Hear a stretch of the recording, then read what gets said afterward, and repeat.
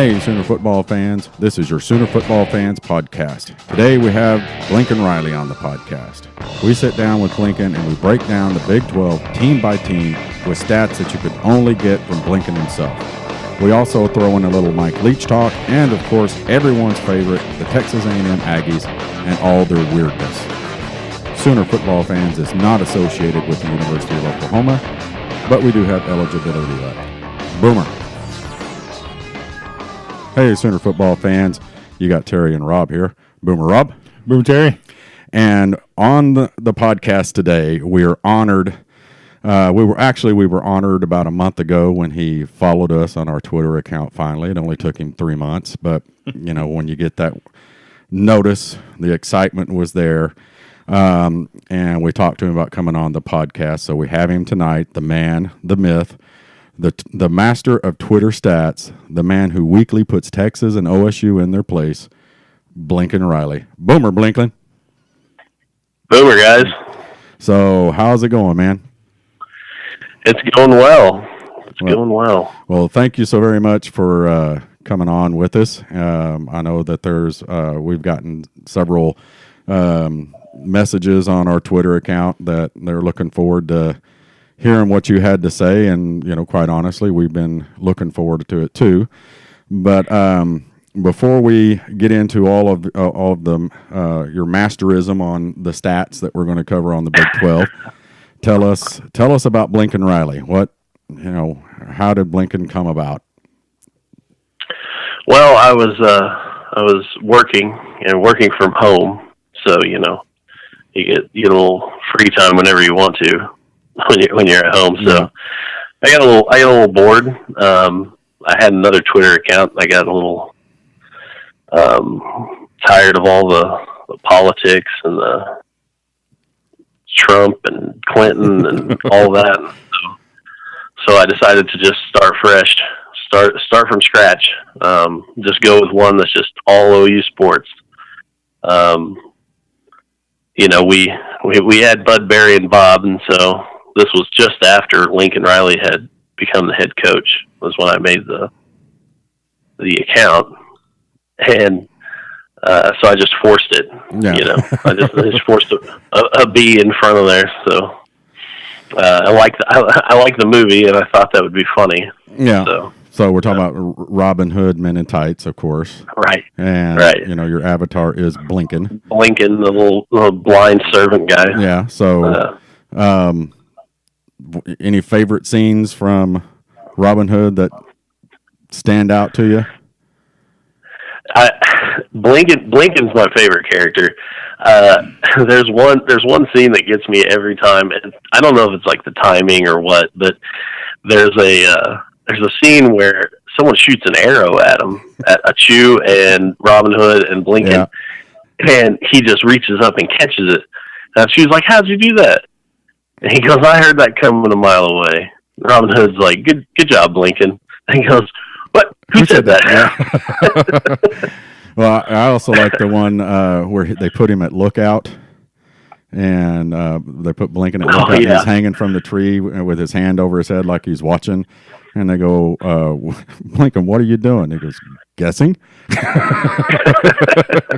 That movie's it was an instant classic. And well, it's anything Mel Brooks is just gold. Well, and the other one, I think my favorite scene though is when Friar Tuckman comes up on him and he asks them who they are, and he's, I'm Robin Hood, and these are my merry men. And Friar Tuckman goes, Fagulas? And they're, no. That, they changed it all up, but just, and only Mel Brooks can get away with, that type of comedy, He's done it his whole career. Rob, what about you? Blinkin, Robin Hood, Men in Tights. I'm sorry. No, hated it. Hated it? You're a liar. No favorite scene? No, I hated it. You hated it? Well, I didn't hate it, but Okay. He has no favorite scene. So, no, but Oh well. yeah, actually, my youngest son, who does the podcast with us every now and then, he had never seen it until about a year ago, and I think he's watched it about 10 times in the last year. He'll just go find it and watch it. So, Yeah, it's just so good. And like you said, like 80% of Mel Brooks's movies couldn't be made today. oh no, I mean, that kind of humor is not. You just can't do that stuff anymore. yeah, I mean, Blazing Saddles is oh, a gem, Yeah, but we will never get another Blazing Saddles. No. yeah, that, and Young Frankenstein wasn't too edgy, but it was hilarious. Yeah. Oh, what was it? The one where the crazy house. I can't think of what it was called. But it was about the psychiatrist. That one was pretty, but definitely Blazing Saddles and Men in Tights were, danced on that, appropriate and inappropriate or acceptable level, but everybody just went, hey, that's Mel Brooks, and it was funny. So, Right. so, are you just naturally a stats guy? Is that something you've always been, interested in?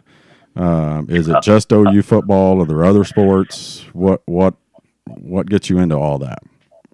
I definitely a stats guy. I started at OU as an engineering major, mechanical engineering major, and I got like 3.5 years into that and decided that was nonsense. I didn't want to do it anymore. So I just kind of bailed on it. Started teaching myself some programming, some database structure, stuff like that. And like I said, I've always been a baseball fan. And baseball is the stat sport, Right? And so I actually follow baseball and baseball statistics probably more so than I do college sports. So I spend a lot of time, but I do like college sports statistics, and really the thing that I like to do is to put stats in a way that seem new. I mean, we've all heard, oh, this guy's rushing for this many yards, or this guy's passing for this many yards. And if you're around the sport for a while, it kind of, I don't know, gets mundane, Right. kind of hard to, the difference between two players sometimes doesn't seem as great as it is just because you've heard the stats a million times. Right. Right.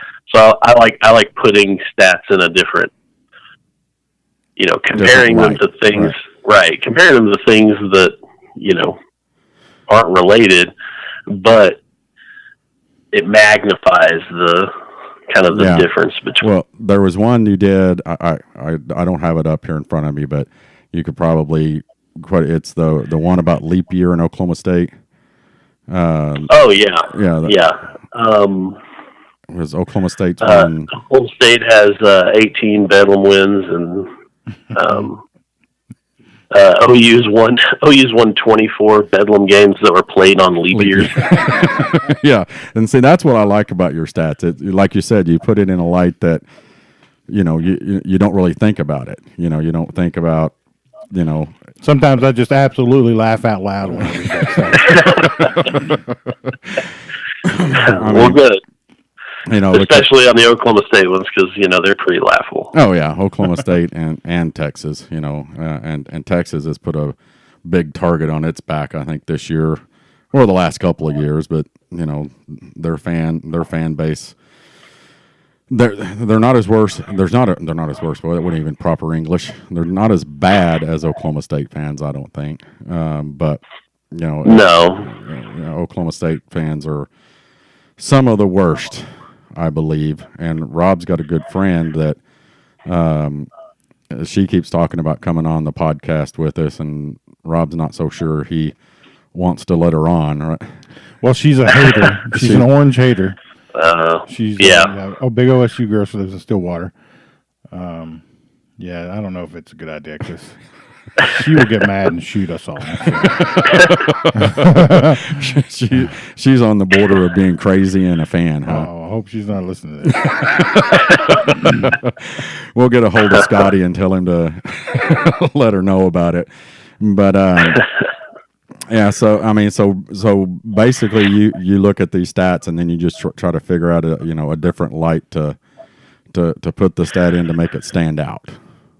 Yeah, I mean, most of the time, most of my free time, if I have a few minutes, I'll just hop on College Football Reference and start clicking links, just diving in. If I see something that looks funny, yeah, or looks out of place, or something that kind of goes against my maybe I assumed more, right? Like right. Texas and Texas A&M they do that all the time. They,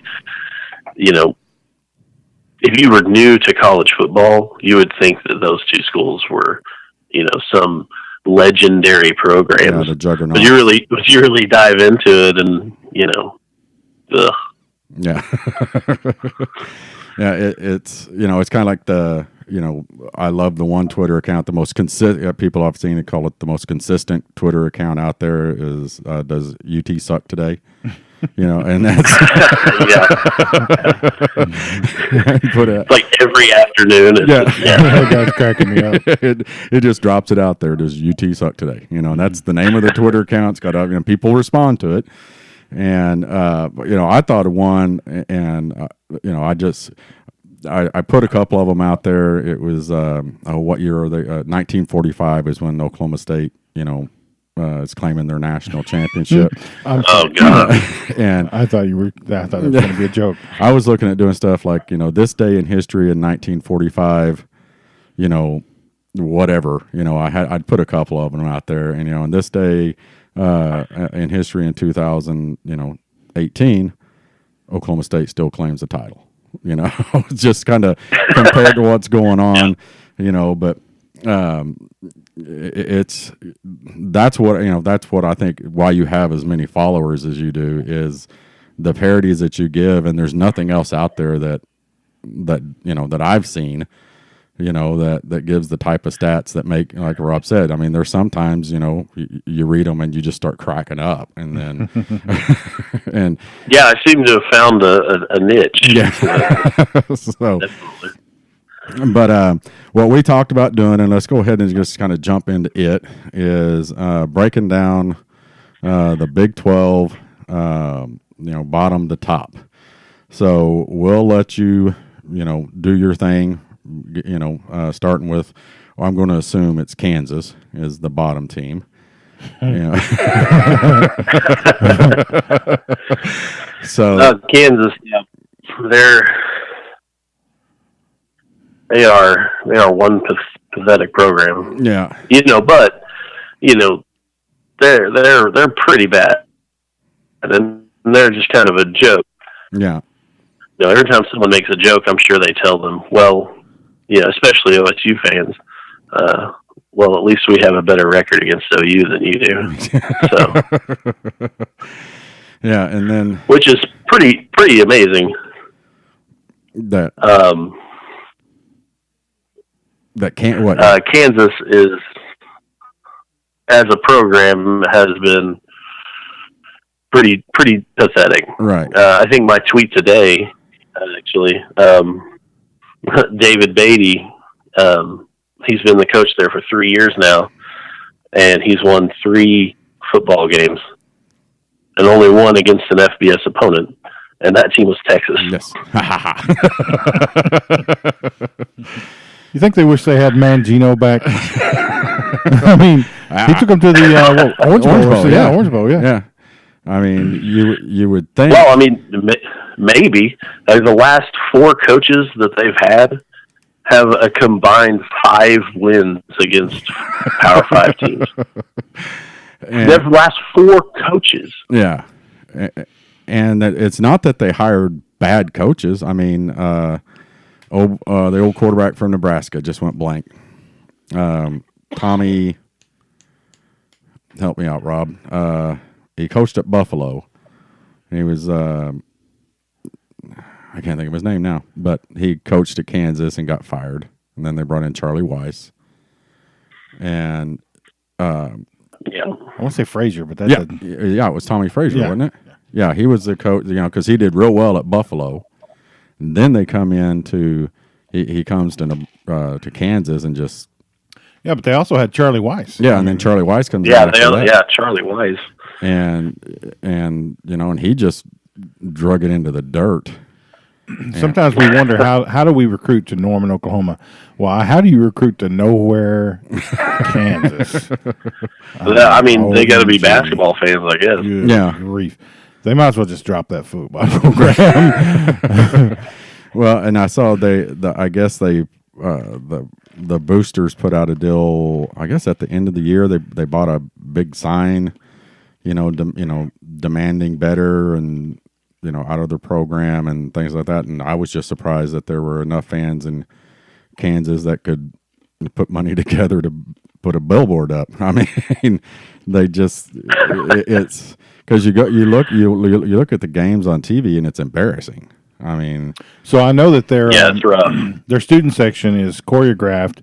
When they know they have recruits in the stadium, they put them in a certain spot, and all the students at one point will turn around and start chanting to them, "Come play for us," kind of a deal.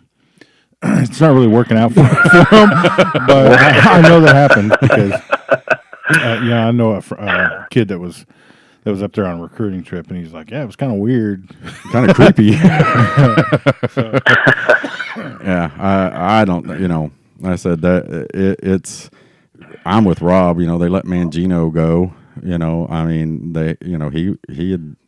At least did something. Well, here's the thing. Right. When you have 1 year where you win 10 games, that is not an opportunity for you to kick your coach out the next year when he doesn't win 10 games. Those places are reserved for like Oklahoma. And, right. Yeah. Why they let him go, I don't know. And actually, the guy that brought him, I don't remember his name back in the 90s. That brought them out of oblivion. I don't remember his name, but they kind of were in the same rise as Kansas State was in the 90s, and then just fizzled back down to Kansas. So, but they're historically they're pretty bad. I've got a couple of tidbits I dug up on them. Okay, shoot. They've been to 12 bowl games, which they've been to 12 bowl games. Oklahoma has won 12 Orange Bowls. Okay, yeah. Oklahoma has finished, we finished number one in the AP 7 times. That's our 7 national championships. Kansas has finished ranked 7 times. And since the AP was founded in 1934. Oh, my God. Golly. So. Like I said, their last 4 coaches combined for 5 Power 5 wins. That one's pretty embarrassing. Yeah. I think, especially as a recency thing. Yeah. But like I said, they still have a better all-time record against Oklahoma than OSU does. That's crazy. I would have never thought that. Is the OU-OSU game the most lopsided rivalry in football? I don't know that it's the most. I know it's the most lopsided rivalry, like in-state rivalry, that there is in football. Okay, so who do you got? But yeah, so who do you got next? Who do you got next on the list? Who's number? Next, I have someone almost as dismal as Kansas and Iowa State. Who beat us? Now they have a good coach. I think Matt Campbell's pretty good. Yeah. Not bad at all.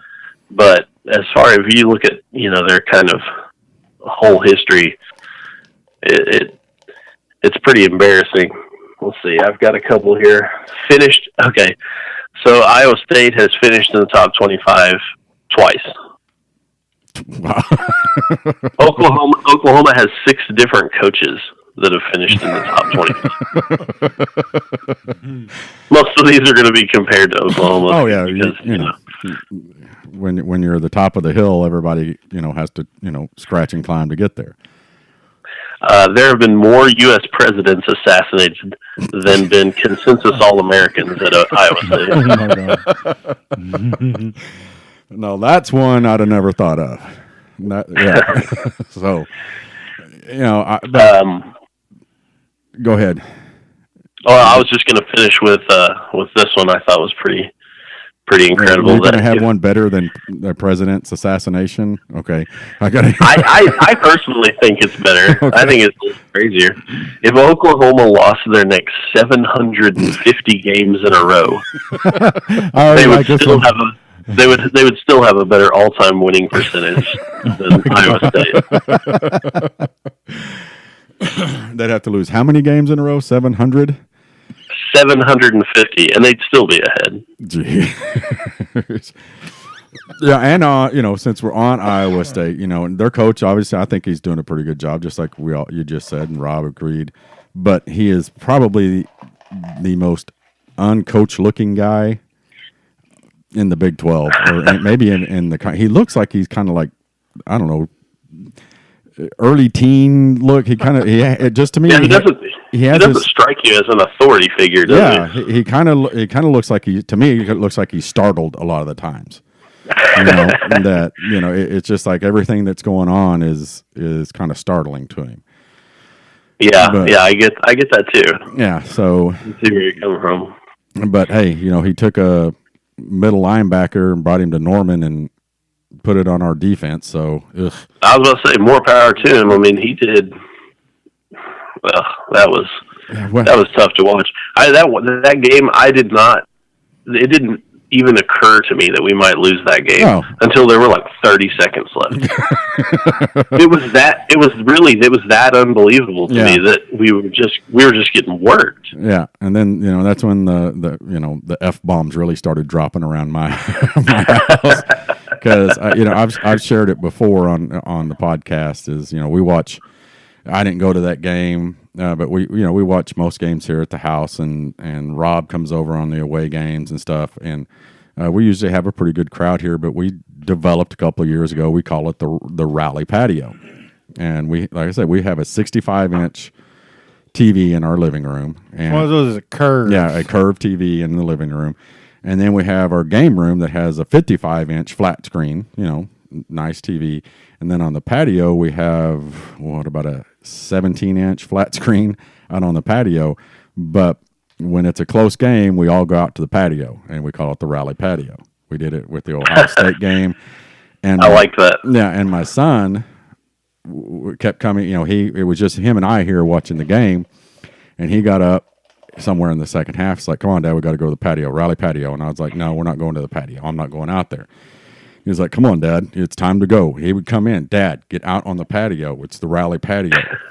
And to this day, and when he came in, he was literally pissed at me. He walked in, he was like, it's your fault. You understand? But I told him, I was like, we should not need the Rally Patio for Iowa State. He's as superstitious as a baseball player. Really? I mean, we were all sitting watching here, and it seemed like, it literally, until there were like 30 seconds left, everyone was just kind of like, all right, well, we got this. We can, we got the ball back. We'll go score. And then it just kind of dawned on everybody that this isn't happening. Yeah. And I think that was Lincoln's first schooling job put on him as a head coach. And I think he'll remember it because I still feel like he took his foot off the gas offensively in that game, and it just seemed like they were testing the waters more than they were trying to score. You know what I mean? Yeah. I mean, well, it was almost like they didn't have the sense of urgency that I didn't have. Right. It was almost like they were in disbelief that was even a possibility. Yeah, and then by the time they went, oh, wait a second, this is a ball game, because I think at one point in time we were up 21-0, if I remember right, and. It was not pretty early on. Yeah, and that's when it kind of like it. Like I said, I don't want to say that they were going halfway, but it just seemed like there wasn't the urgency. It was kind of like the plays they were calling were just it was kind of like, hey, it was like a practice. You know what I mean? Let's see if we can do this. Let's see if we can do that. Yeah. And then Iowa State creeped back into the thing and got some confidence after a 99-yard touchdown drive. And that was it. I mean, we were scratching, from the bottom of the ditch the rest of the day, and it was terrible. But yeah. But anyway, enough of Iowa State. Who's next? Next, I've got Kansas State. And Kansas State in recent years is, especially in the Bill Snyder era, has been a pretty steady football team. Couple of really good teams, no great teams, but they're always in the mix. Right. And people, I guess, tend to forget that they were literally one of the worst football programs in the history of college football. Right. Before Bill Snyder got there. Here's one from so in the modern era, which Oklahoma considers the modern era as 1946 and on. Right. In the modern era, Oklahoma has lost 191 football games. Kansas State lost 191 games in 24 seasons from 1966 to 1989. And I think there were several of those seasons they didn't win a single game. I mean, absolutely, back to back to back to back. They were terrible. Yeah. Oklahoma has lost 7 games in a season 4 times in their entire history. Kansas State has done it 42 times. Yeah. Do you ever wonder how a fan base can get behind them? I mean, thankfully, Bill Snyder's been coaching there longer than most people have been alive. So, well, good point. Yeah, that's a good point. So there's probably not many people that remember the bad old days. Yeah. So you got another one? Yeah, and this might be the most embarrassing one, is that Kansas and Iowa State both have winning records against Kansas State. Okay, can't say it again. You kind of went out there. Those first two pathetic teams, Kansas and Iowa State, both have winning records against Kansas State all time. Yeah, and Bill Snyder, you have to give the guy credit. Okay, I mean, absolutely. He retires and they name the stadium after him and they drag him back out of retirement. He's like 102 years old. And I'm a firm believer that program will figure out some way. If that guy is on life support ventilator, he will be before he retires. He will die before he retires. I think the next time. My question is, if that guy had Alabama or Oklahoma talent, Texas talent, what? I mean, yeah.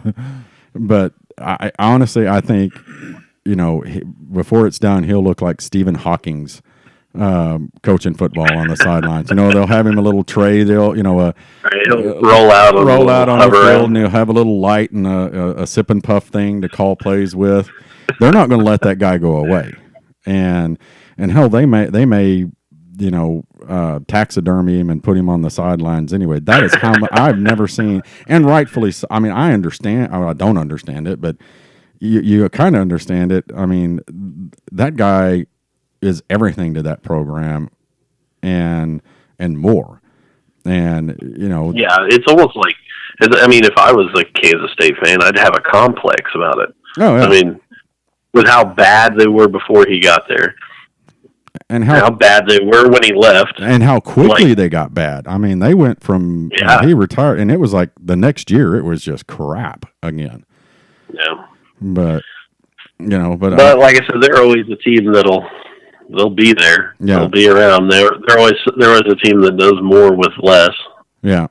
So and as long as he's there, I'm surprised. Right. Eventually they may just name the state, name the university after him. Bill Snyder U, and just let it go at that. But I just I don't know what that program's going to do when he goes away. Because I mean, when he was a little bit younger and they were good, I really didn't like him that much. He was kind of I don't know, kind of smartass, I guess, or kind of like Alabama Saban a little bit, Yeah. But as he's gotten older, the stuff he does, and you hear about what he does, hey, it's pretty cool. Was at the North Dakota State when they beat him, he wrote a letter to, the quarterback, and when, he only writes letters. Like he writes handwritten letters to people, which I think is pretty cool. Yeah, and when they beat us here in Norman a couple of years ago, or place kicker, he missed 3 field goals that game, and even he said after that game, he goes, "We're lucky that young man never misses a field goal, and he missed 3. Hey, we didn't beat these guys; it's just bad luck." And he wrote him a letter, going, "Hey, that doesn't. We know that doesn't happen, and just keep your head up." And that's pretty cool. But but when in his earlier days, he wasn't. He was. I think, and even Stoops even said it. As much as he respected him, he was really kind of military-ish with the staff. You have to do this X, Y, Z, and be here and do that. But okay, so who do we got after Kansas State? Well, I would have done Baylor, but I'm of the opinion that Baylor shouldn't even have an athletic program at this moment. So, I mean, it's that bad. Yeah. So I literally didn't even waste the time of looking into bad Baylor stats, because they don't even deserve the ridicule. Yeah. Have you seen that? Was it a 30 for 30 or an HBO special on the basketball program? The kid that got murdered. No, I haven't seen it. No. My God, that is a good one. Yeah, and it is literally, you'll see, it will make the hair on your arms and back of your neck stand up. That coach knew exactly what was going on at that school. Yeah, I mean, people were all like, "Oh my gosh, Baylor." Yeah, like they didn't have shady crap happen in the past. Yeah, and they. There was one point he thought the camera was off. If Caleb was here, he could tell you what he said. I can't, I'm getting old, my memory's going, but he made a statement, and he was like, the camera's off, and he made a statement that basically just said, everything I'm telling you on, on microphone, is what everybody thinks happened, but this is what happened, and it was just creepy. Yeah, and yeah. And then, like I said, I don't even recognize that they're a thing. So yeah, and then I remember when OU first lost to Baylor. Yeah. Yeah, I remember it too. My buddy had worn a new T-shirt, like a new OU shirt, that game. Yeah, and afterwards we promptly went out to the grill and burned it. Yeah, that was a tough night, And at that point in time, before what's that coach's name? The one that came in there. The one that's there now. No, Art. Briles. Yeah. Baylor was on the verge, I think, of getting kicked out of the Big 12. I mean, the only thing they had really that was consistent was baseball, and baseball wasn't that good. And they were just raking in millions of dollars off of the Big 12, and then Briles got in there, and and that's and I agree with you. I mean, they if any schools deserve the death penalty that SMU got back in the day, it's Baylor and Penn State. I mean, in my opinion, they should have lock those programs down for. What about Louisville? Yeah, and the thing about Baylor is it's not even an NCAA thing. Right. Like, sure, give them the death penalty. We could throw people in jail for that stuff. Yeah. Yeah. And there should be real punishment. Right. I don't know. It just Baylor sucks. Yeah. Moving on. So. Baylor doesn't deserve your comments. We agree. That's next, I have West Virginia. West Virginia is kind of a weird school to go find stats for. They're just kind of middle of the road. Right. They just kind of sink into the background. I mean, they've got some crazy fans that oh my gosh, the Will Greer stuff. Yeah. Have you guys seen that guy, the dude from West Virginia, whatever his name is, Chris Lambert or whatever? He's always popping up in the thread. Oh, if you want to laugh or, want to look into the mind of a truly insane person, go find this guy on Twitter. It is wild. What's his? I mean, it's like the dude of West Virginia at the dude of West Virginia. Oh my, he's incredible. I mean, and I don't think he's like a troll either. Yeah. He's not just like doing it to rile up other fan bases. He just tweets it out into the world, and he thinks that's the gospel truth. Will Greer should be 3-time Heisman winner and president of the United States. Yeah, and he believes it, right? Seriously, it seems that way. Yeah. I did find one thing though. They don't have very many All-Americans, consensus All-Americans. So, and they've been playing football for a long time at West Virginia. Yeah. But there have been more human beings walk on the moon than a consensus All-American at West Virginia. So. Yeah, that one is almost as good as the presidential one.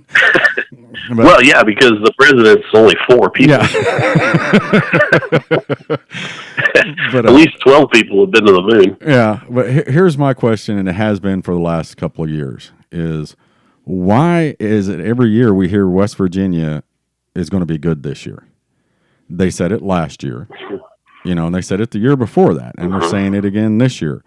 There was talk, I know, at the beginning of the year that it may be Oklahoma playing West Virginia at the end of the year and turning around and playing each other again.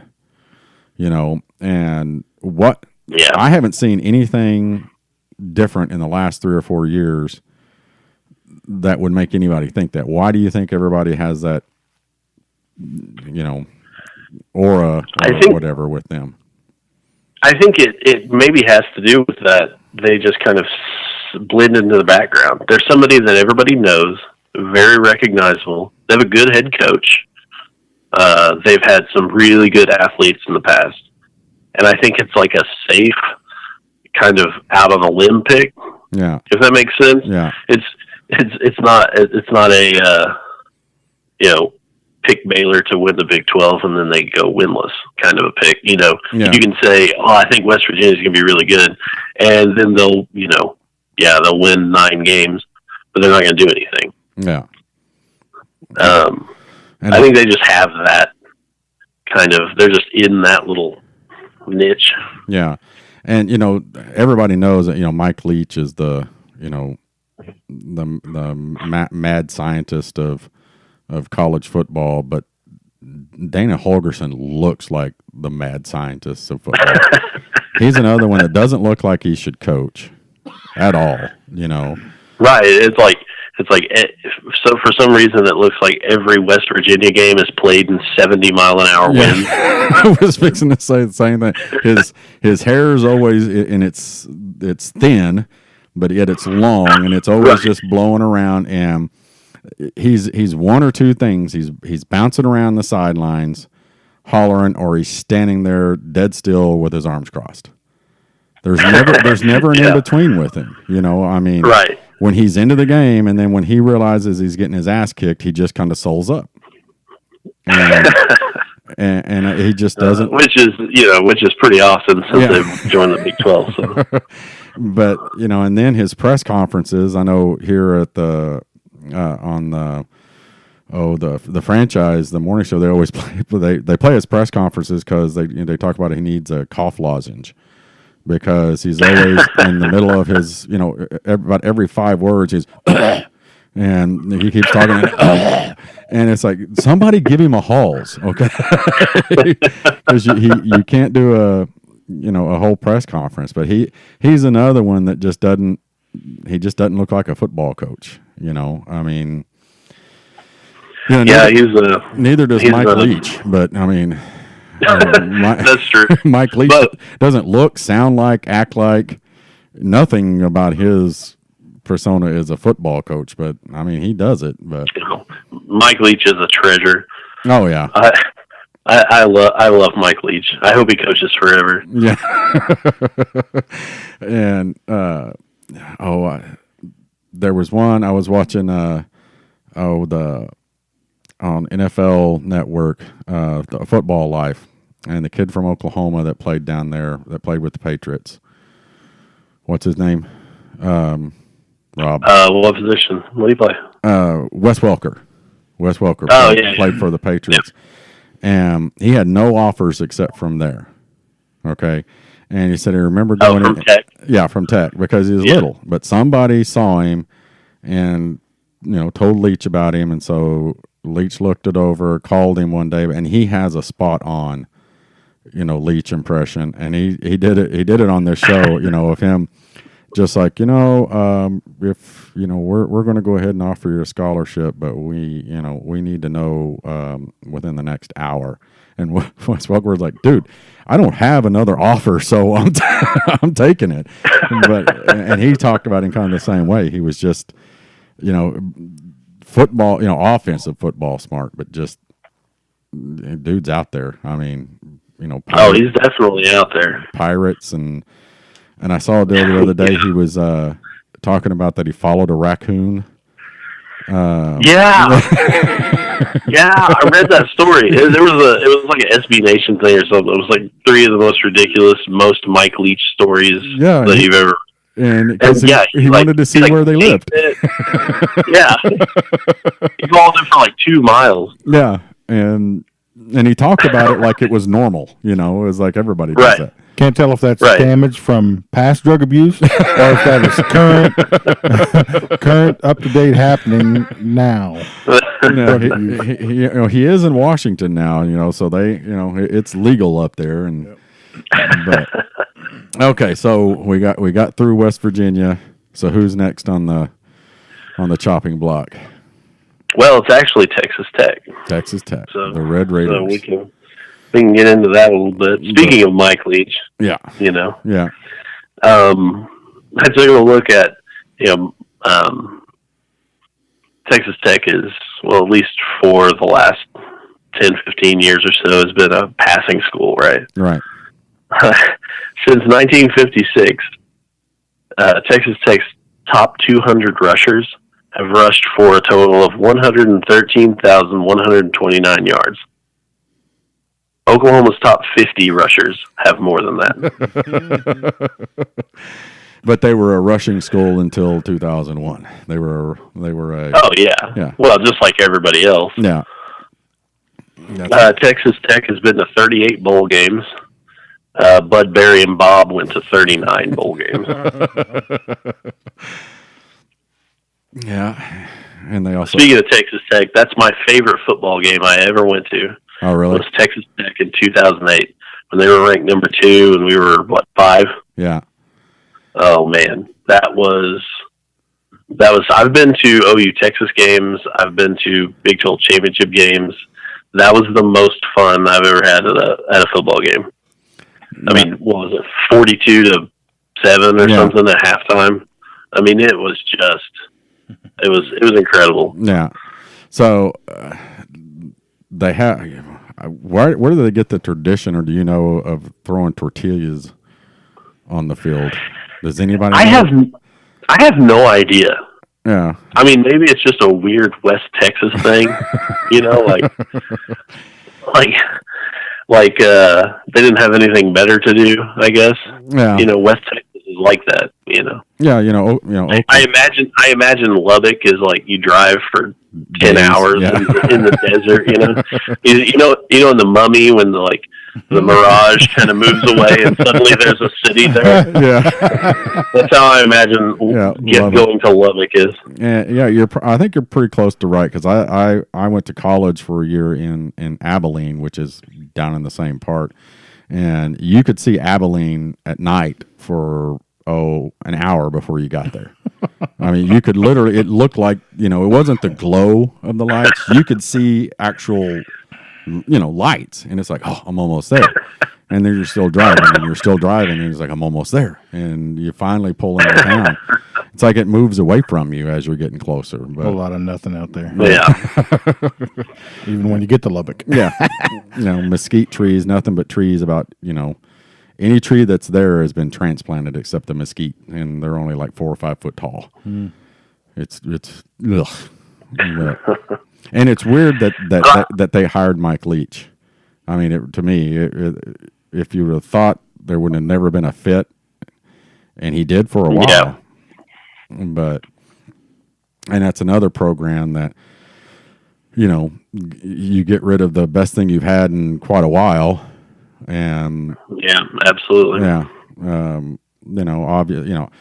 We Sooner fans we're kind of, we got a soft place in our heart for him, but I know there was some questionable stuff that went on, and yeah, who knows, but I think that was the same way with Mangino. There were some questionable things as far as discipline in the players, which I have, I'm sorry, I have no pity on these kids today and discipline. Yeah, I played, I played high school ball. I'm back in the 80s, and I remember in 8th grade. Okay, our 8th grade school football, we didn't have water bottles around. Okay, back then we didn't believe in drinking water. Your water didn't help you. Okay, give them a salt pill. Yeah, you had salt pills. Yeah, but my dad said, give them a salt tap. Yeah, we literally got one handful of cubed ice. We had like a 15-minute break between offense and this was in 8th grade. I was 11, 12 years old, and you would sit there, and that's all you got. And we're talking 2-a-days were in August, and now when I got into high school, our high school coach had a little bit different view of it, and he had guys out there with water. But I mean, my 8th and 9th grade year, and then we ran sprints in 9th grade, and McAllister, the practice field for the 9th grade team was on the backside of a hill, and we had to run uphill. And I'm not talking about a little hill. It was and like a 1/4 mile long. You had to run up that hill. Yeah. You couldn't stop till you got to the top. When you got to the top, you could walk to the locker room. But if you stopped at the top, they made come back down. And I'm like, these guys, complaining about having to run extra sprints, and I have no pity on them whatsoever. Well, my dad was a coach at the high school that I attended, and so I had double punishment. Yeah. And we go into things that like the Mel Brooks things you can't say. Our coach, when you did something wrong, whether in class or at practice, or something like that, you got what it was called. Your punishment was SO, and it stood for Special Olympics. So if you did something wrong in class, he would call you into his office, and then he would call you out on the field. When you were practice was over, because you always hope the coach forgot that you had to run bleachers or something else, and he'd holler out, Long, don't forget your SO, and you're like, oh God. And so after practice you'd go run 20 bleachers, or he was keen on the you had to run a 440. I mean, 440 in a certain amount of time, and you had to run it until you made that time, and it would finally they would slow it down, but you had to. It was at least 5 times before they lowered your time and kind of averaged it. It was horrible. Yeah. Okay, so who's next? Next, I've got TCU, because honestly, TCU is weird. TCU has the same basic resume as Texas A&M, and it's weird to find stats for them because they've been kind of good. Yeah, and there's always in the back of my mind, at least, there's like this kind of respect, I guess. Yeah. My very first game that I attended as a freshman at Oklahoma was when they beat us at home in 2005. Bob's first home loss. Yeah. And so, we're like, yeah, OU football. And then we lose that game. We're like, well, what in the world? That's no fun. But I did find a couple of little tidbits, like Oklahoma's finished in the top 3 in the AP more times than TCU's finished ranked at all. Wow. and that's the top 3. Jeez. I thought that was pretty incredible. TCU has 7 lost seasons. Has 28 7-loss seasons. Oklahoma has 28 seasons without multiple losses. That's a good one. Wish that number was a little higher. Yeah. But yeah, TCU is weird. I'm actually blocked from their Twitter. Oh, really? Yeah. After the Big 12 championship, they smarted off something, and I chose to lay into them, and they blocked me and everyone that retweeted my tweet. Wow. So someone got real butthurt up there. Or down there. Well, do you remember what the? I mean. They were touting some defensive stats like so many tackles, so many yards per game, so many this, and I was like,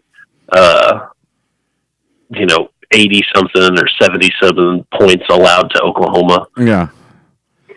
And then and that was it. That set them off. They weren't having that. Touchy. Yeah. But yeah, to this day, I can't follow TCU's football account. Yeah. Now they're in a little bit of Patterson's in a little bit of hot water right now, isn't he? With something with a player. Yeah, there's something with. I think it's it's not a Baylor thing, but it's not a good thing. Yeah. But I don't know. I haven't heard anything about it in a while. Yeah. So, it might be one of those things that blows over. Yeah. But TCU I also kind of like. Well, I was going to say TCU will be there this year. Yeah, he's a good coach and definitely a good defensive coach, which is something you really don't even see anymore. Right. It seems like. And he still calls the defense too, I believe, doesn't he? Right.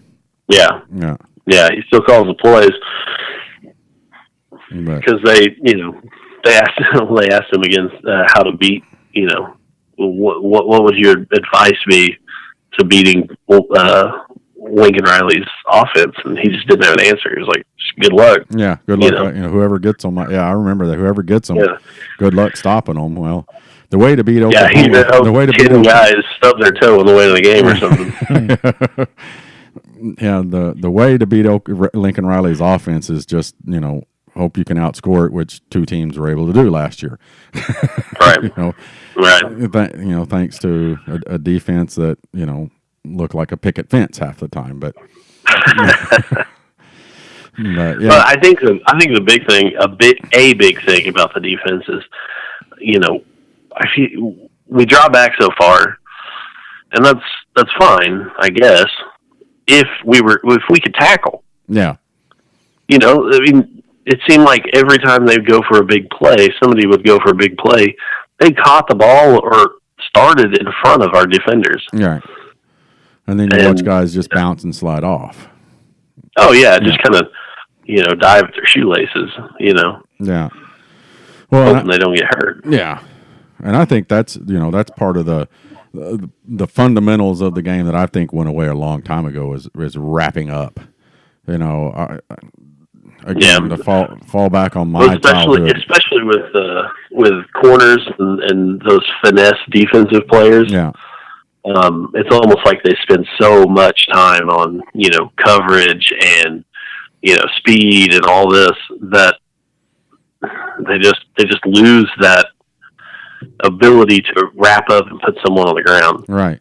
And I've said it before. I've seen some play, some devastating hits. Okay, that guys didn't wrap up.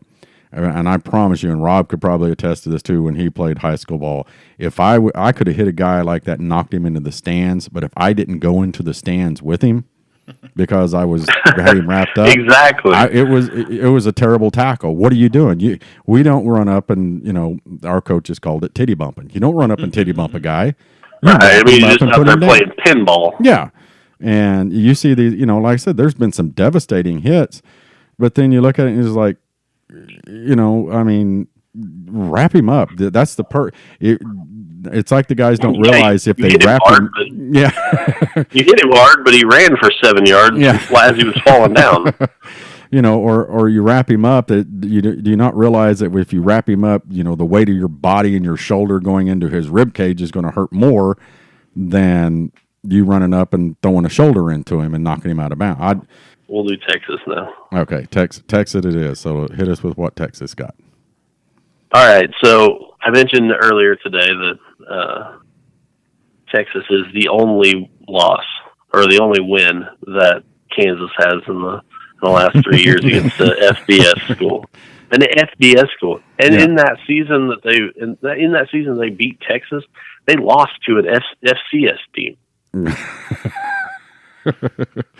I feel like people don't remember that. They started the year off with a loss to FCS, I think South Dakota State. Yeah, the Bison. Yeah, and it wasn't even close. I think they throttled Kansas.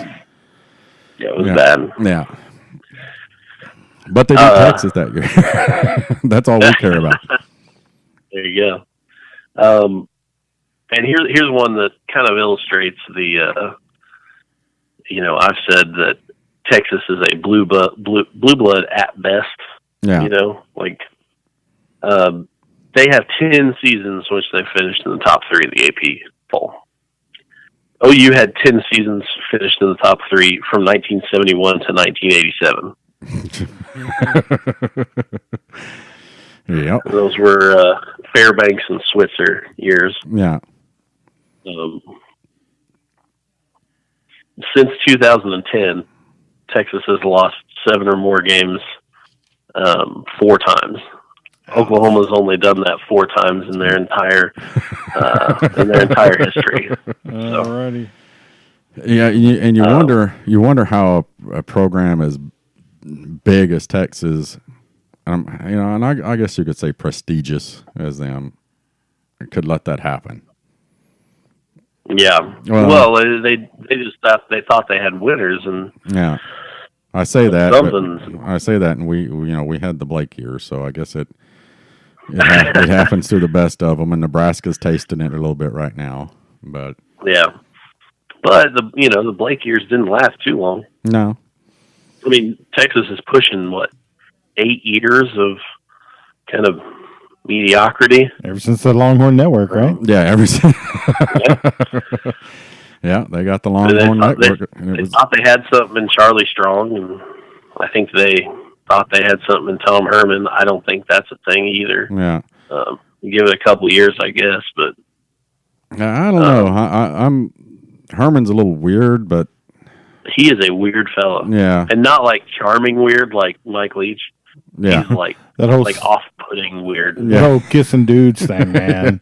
I'm not about it. Yeah, and I saw a interview with him, and he didn't understand why people were giving him a hard time about it, because he tells these kids' mothers, "I'm going to treat your son like my son," and I kiss my son every time I see him.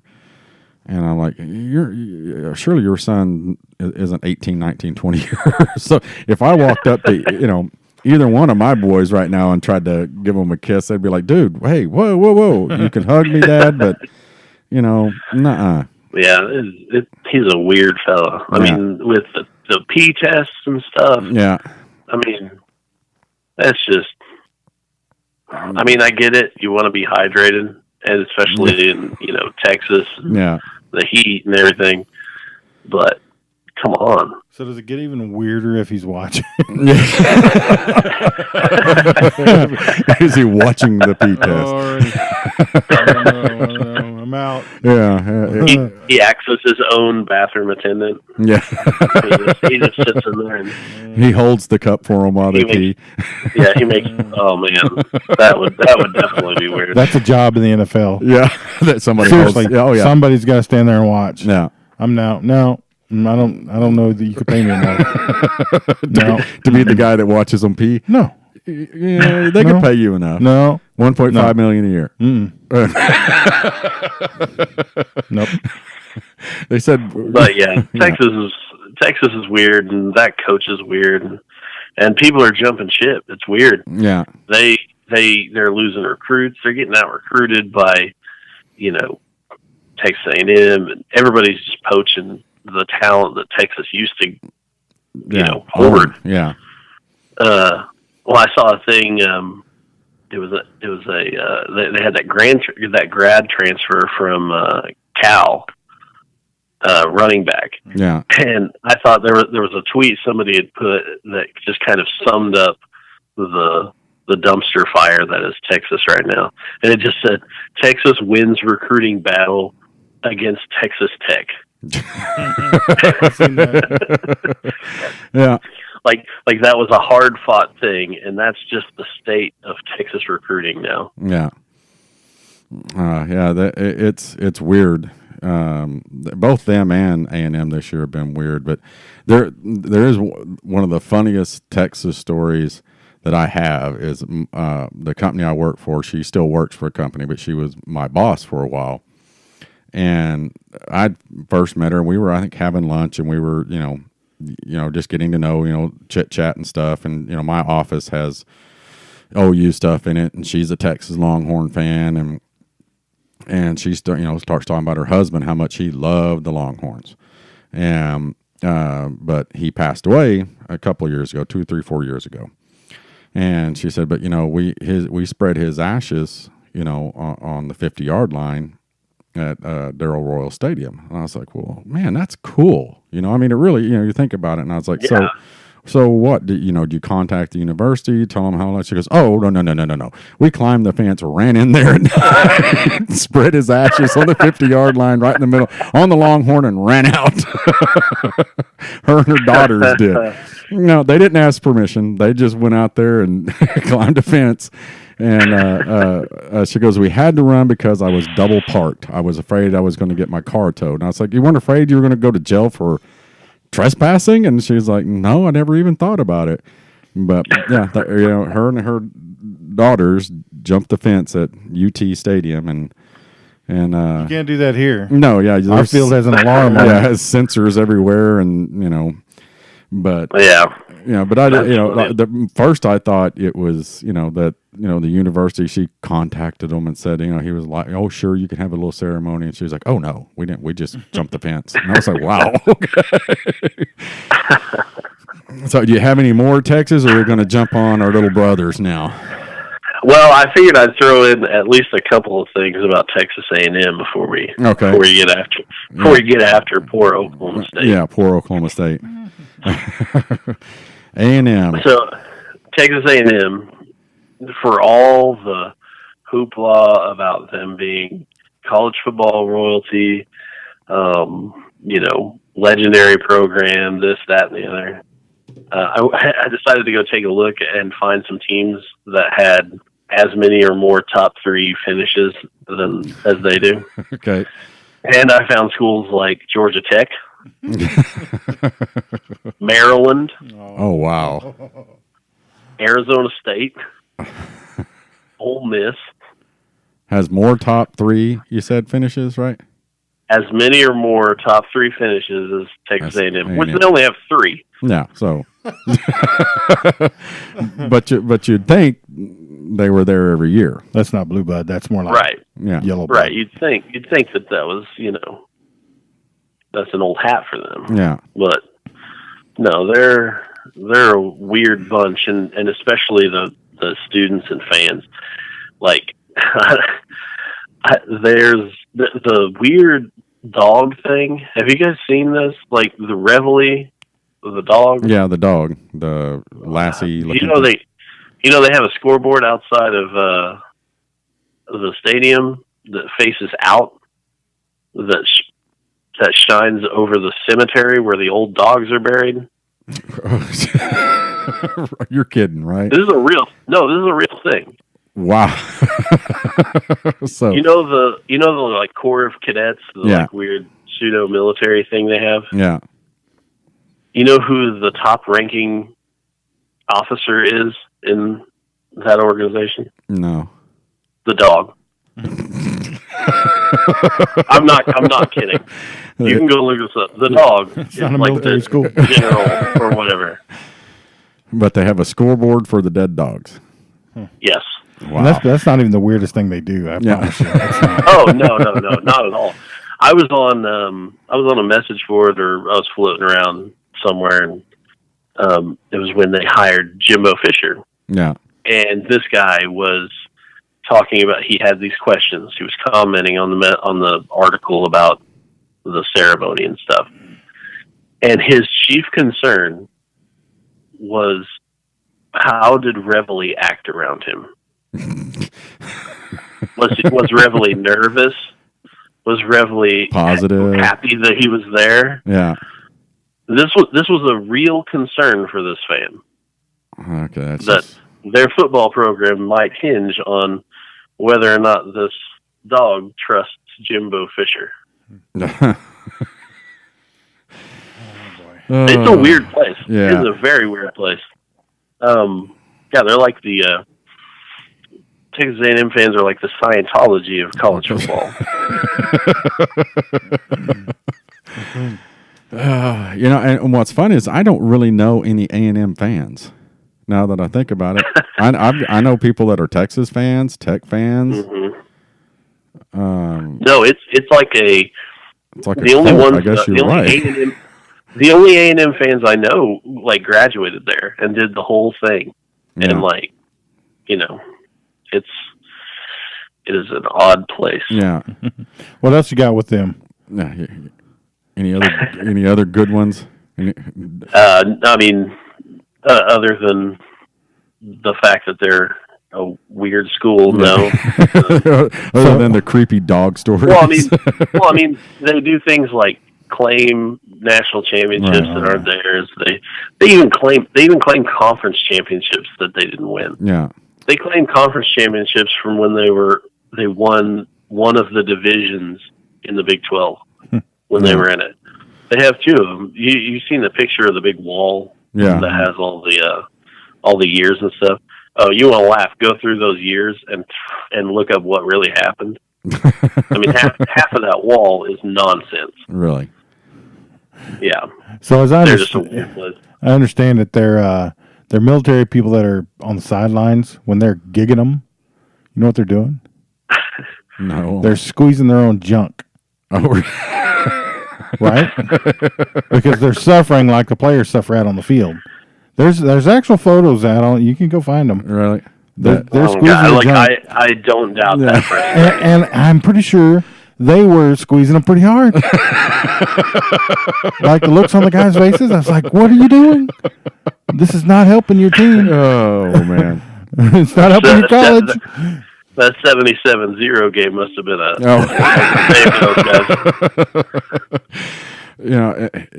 and then they started, Jimbo Fisher. They started claiming players that didn't even play at A&M. They were putting out they put out that poster or that Twitter feed, with all the Jim Brewster. Yeah, the cornerbacks that played for him, and a couple of them came back and going, "Hey, dude, don't be throwing my picture on your school stuff."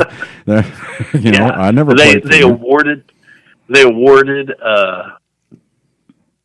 Jimbo Fisher a national championship trophy with the year last two digits. Yeah. Like it was a 20 blank, which I thought giving him 82 years, 72 years, 82 years is pretty generous. I mean, well, you'd think he'd be able to use that if they ever fired him. It's like, hey, I still got time. This is an open-ended contract. There's no end date on this. You told me I had this long. They are some crazy folks, but not as crazy as the young folks from up north of here, the Cowboys. Oklahoma State fans. Oh my gosh. No, as I'm sure, I don't know if you followed, how long you followed, but last year before the Bedlam game, I posted a big, long thread of just a bunch of Oklahoma State facts. And I've been doing this for a couple of years. I email everyone at work, all the Bedlam facts, because, there's bound to be some Oklahoma State fans. And, it's just, you get to just pound it all the time, and Right. it's so fun. But let me rattle some off for you. Some of my favorites. Bedlam began in 1904. Oklahoma State didn't score until 1914. Makes sense. Oklahoma State has 18 Bedlam wins. Oklahoma won their 18th Bedlam game before the Great Depression. Michael Phelps has more Olympic gold medals than OSU has Bedlam wins. Oklahoma State once went on a stretch of 49 seasons, starting with the year after they claimed their national championship, 1946, to 1994, in which they only won 3 Bedlam games. That was crazy that they only won 3 in that span of time. From 1954 to 1956, Oklahoma won 3 Bedlam games by a combined score of 120-0.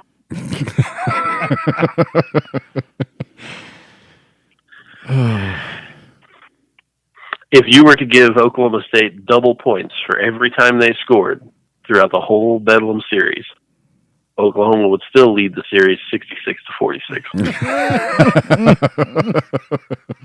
That is good. And I think this one is pretty funny. Oklahoma State has actually held Oklahoma to 0 points 10 times, but they only managed to win 7 of those games. Back in the old tie days, huh?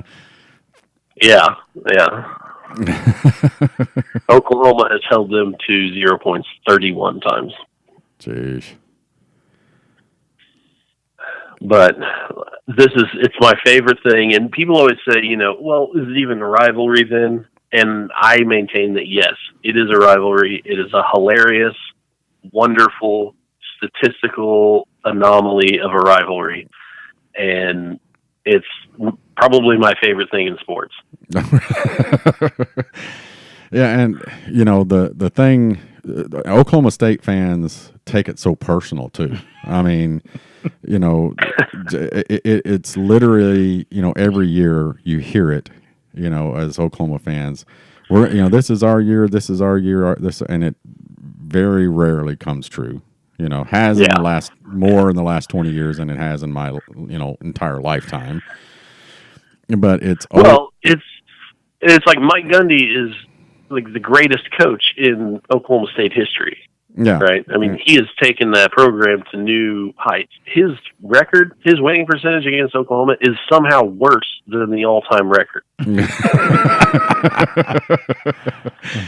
But but it's like Sam Mays on the radio here.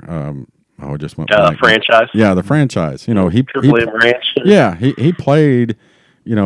At OSU. He's a big OSU fan, and they hate him because he tells the truth.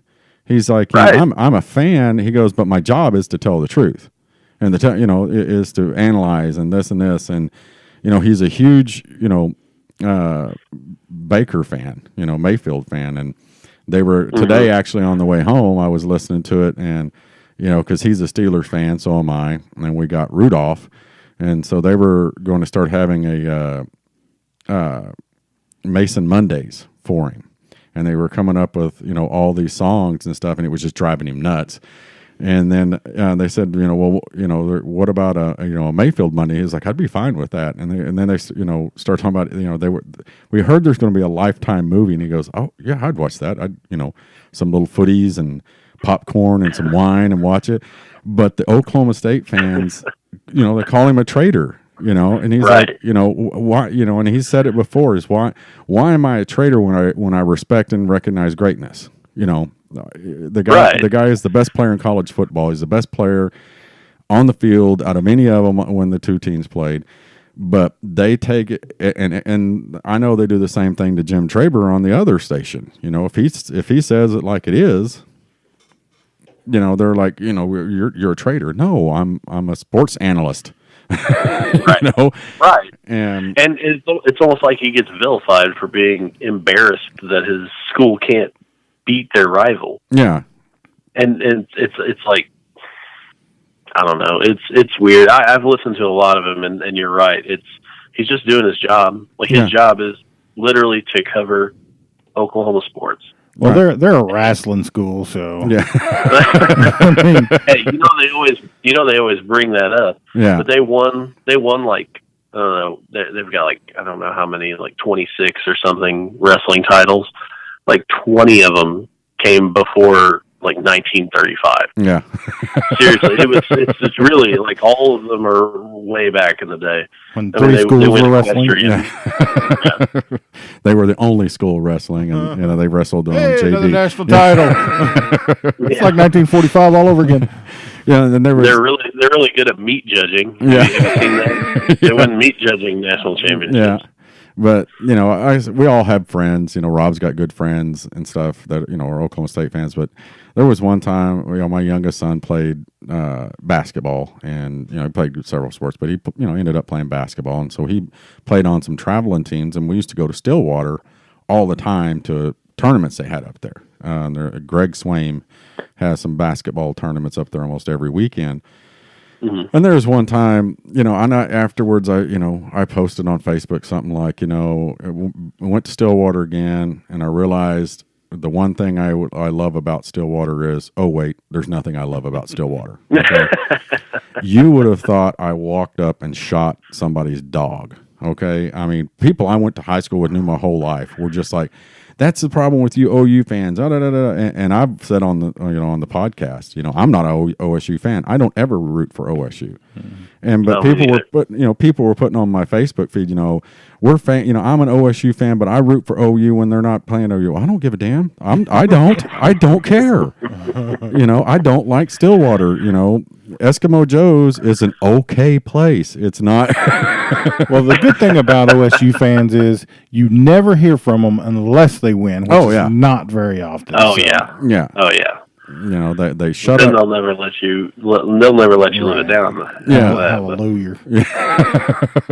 And there's another guy that used to work for me, and this has been several years ago, and he would, the one year, I think, when the times Les Miles beat us, he started this little deal. He sent me a text, Boomer Sooner, with a big happy face, and and so it's kind of become, our tradition. Of course, it doesn't. He never gets to text me. I always get to text him, and he hasn't worked for me for like 11 years, and I guess he forgot about it because this year I sent him. I still have his phone number, and I sent him a text, and he replied back, "Who is this?"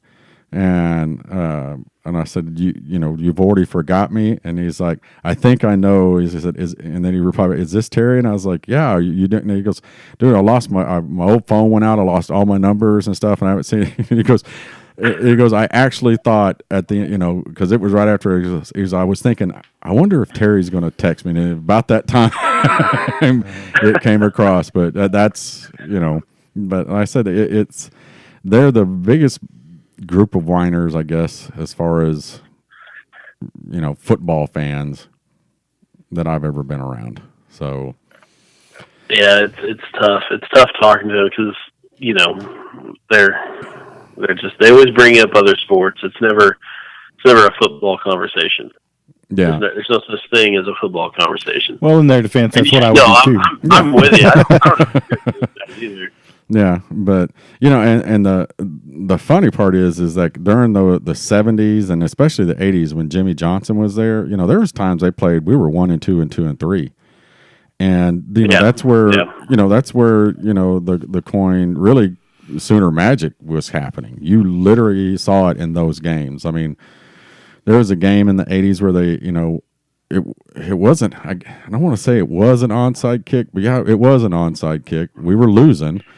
And it was in the fourth quarter, and the ball hits the guy in the helmet, okay, on the front line, just boing, bounces right off his helmet, because it was a bad onside kick. It went off the ground. It was like a line shot, hit him in the helmet. OU catches it. I think we ended up kicking a field goal or going in and scoring. And then there was the other one here in Norman. They were, there was a couple of minutes left in the game, and they had the tight end right over the middle. I mean, all by himself. not a soul around him, and he drops the ball. They would have won the game. And during the 80s, there were so many of those games that they were great games. And it was just something happened every time. The universe did not want the Cowboys to win, though. And, and that's what made it fun back then, because, I was in high school and stuff, and you had all the, the OSU fans, and, and it was the same thing. Oh, we're going to get you this year. And, and I'm trying to think, it was in the 70s. Yeah. Until Schnellenberger lost to Oklahoma State, didn't he? I think so. Yes. Yeah. Yes. But that was the first time I could, I physically remember. I was young when they did it before. I don't, I probably remember it, but it was probably wiped from my memory. I chose to forget it, but it's.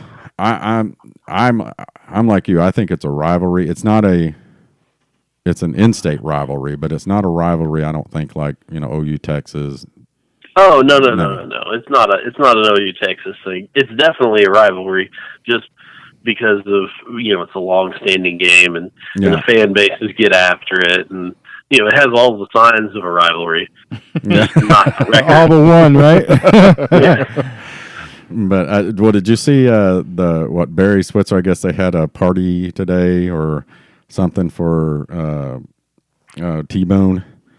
Because they're all friends, and he said if he'd been an Oklahoma fan, he'd had more in a stadium named after him. He'd had a whole offense, the Wishbone.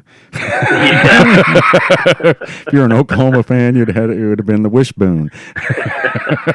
Oh man, Barry Switzer's amazing. Oh yeah, right? he's a classic as well. But yeah.